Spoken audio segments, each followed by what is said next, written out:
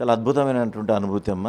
మొత్తం తెలంగాణ రాష్ట్ర ప్రభుత్వం 20 కోట్ల రూపాయలు మంజూరు చేయటమే కాకుండా అన్ని ఏర్పాట్లకు సంబంధించి అద్భుతమైనటువంటి ఏర్పాట్లతోటి అంగరంగ వైభవంగా ఈ బోనాలనేది లష్కర్ బోనాలు, బోనాలంటే హైదరాబాద్, హైదరాబాద్ అంటే బోనాలు మొత్తం ప్రపంచవ్యాప్తంగా ప్రసిద్ధి చెందింది. ఎన్ఆర్ఐలు కూడా లైవ్లో చూసేటటువంటి అద్భుతమైన పండగ. విదేశాల్లో కూడా ఈ యొక్క తెలంగాణ బోనాలకు సంబంధించి వాళ్ళు ఈ నెల రోజులు కూడా ఆషాఢ మాసం న్యూయార్క్ ఇతర రాష్ట్రాల్లో కూడా టోటల్గా దేశాల్లో కూడా జరుగుతున్న పరిస్థితి ఉంది. అలాంటిది మన దగ్గర లక్షలాది మంది, ఊహించనంత మంది భక్తజనం నిన్న వచ్చినారు. 3 రెట్లు పెరిగినారు.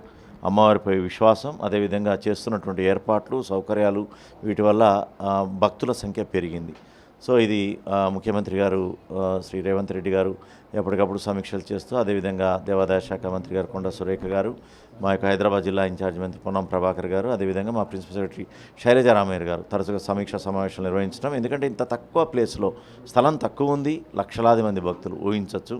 కాబట్టి ఎక్కడికక్కడ క్యూ లైన్లు వేసుకుంటూ మొత్తం టోటల్గా అందరికీ కూడా మంచి సౌకర్యాలతోటి చూస్తున్నాం. నిన్న రాత్రి 11 వరకు కూడా ఇక్కడ ఉంటే ఎక్కడా కూడా జనాల సంఖ్య, భక్తుల సంఖ్య తగ్గలేదు. ఆ విధమైనటువంటి దాంట్లో ముందుకెళ్ళడం జరిగింది.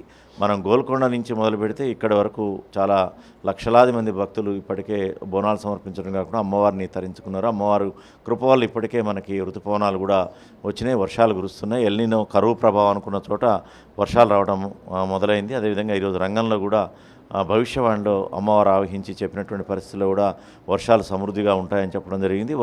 మనం చేసినటువంటి పూజలు, భక్తులు చేసిన పూజలకు సంతోషిస్తున్నానని కూడా చెప్పడం జరిగింది. దీని పట్ల మొత్తం కూడా కార్యక్రమం సజావుగా సంతృప్తిగా అయింది. ఇది మనకి పూర్తి స్థాయిలో 9వ తారీఖు ఇంకా పెద్ద ఎత్తున మిగతా దేవాలయాల్లో అన్నింటిలో కూడా ఈ అంబారీపై సవారీ ఇవన్నీ కూడా జరుగుతూ ముగియనుంది.